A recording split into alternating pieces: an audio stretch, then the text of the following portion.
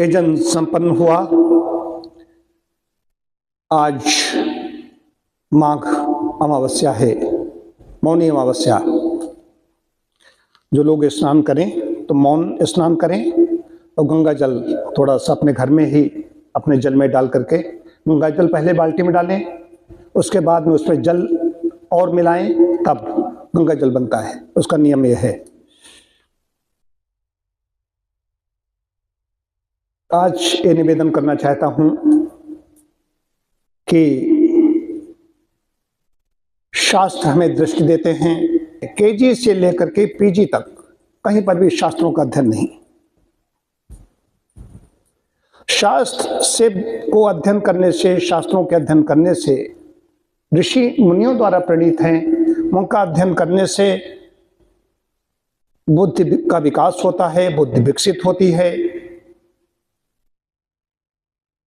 और यही नहीं, बुद्धि सूक्ष्मतम होती चली जाती है, क्योंकि परमात्मा और जीवात्मा ये निराकार हैं, अति सूक्ष्म हैं, तो उनको कैसे जानेंगे? सूक्ष्म बुद्धि अगर नहीं होगी तो उनको नहीं जान सकते। वेद कहता है, द्वा सुपर्णा सयुजा सखाया समानम वृक्षम परिसृजाते। एक वृक्ष है, उस पर दो पक्षी बैठे हुए हैं, तो उदाहरण देकर समझाया गया है कि जीवात्मा परमात्मा के दो पक्षी बैठे हैं, परमात्मा है, जीवात्मा है और प्रकृति है। इसको कैसे जान पाएंगे?